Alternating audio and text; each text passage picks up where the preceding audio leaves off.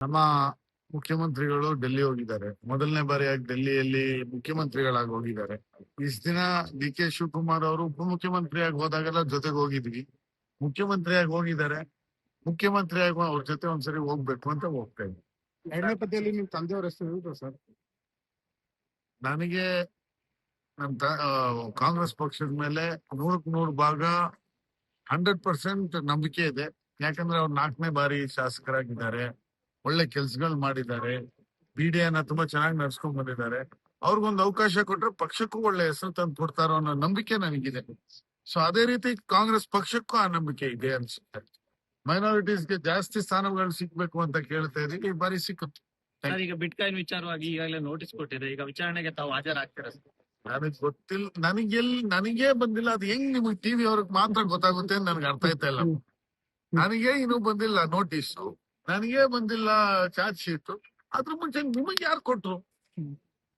ಸ್ವಲ್ಪ ನನಗೆ ಮಾಹಿತಿ ಕೊಡಿ, ಅದು ಯಾರು ಕೊಡ್ತಾ ಇದಾರೆ ಅಂತ.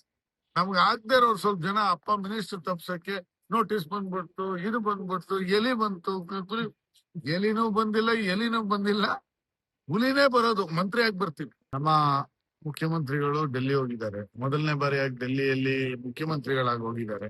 ಇಷ್ಟ ದಿನ ಡಿ ಕೆ ಶಿವಕುಮಾರ್ ಅವರು ಉಪಮುಖ್ಯಮಂತ್ರಿಯಾಗಿ ಹೋದಾಗೆಲ್ಲ ಜೊತೆಗೆ ಹೋಗಿದ್ವಿ. ಮುಖ್ಯಮಂತ್ರಿಯಾಗಿ ಹೋಗಿದ್ದಾರೆ.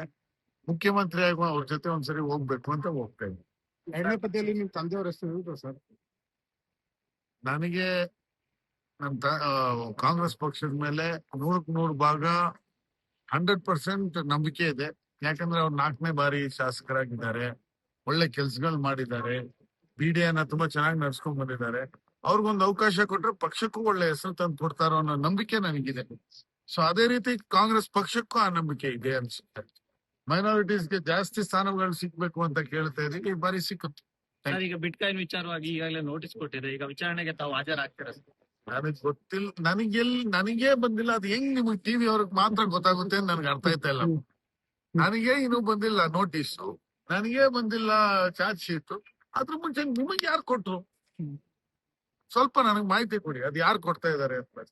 ನಮ್ಗೆ ಆಗದೆ ಇರೋರು ಸ್ವಲ್ಪ ಜನ ಅಪ್ಪ ಮಿನಿಸ್ಟರ್ ತಪ್ಸಕ್ಕೆ ನೋಟಿಸ್ ಬಂದ್ಬಿಡ್ತು, ಇದು ಬಂದ್ಬಿಡ್ತು, ಎಲಿ ಬಂತು, ಎಲಿನೂ ಬಂದಿಲ್ಲ, ಹುಲಿನೇ ಬರೋದು. ಮಂತ್ರಿ ಆಗಿ ಬರ್ತೀವಿ.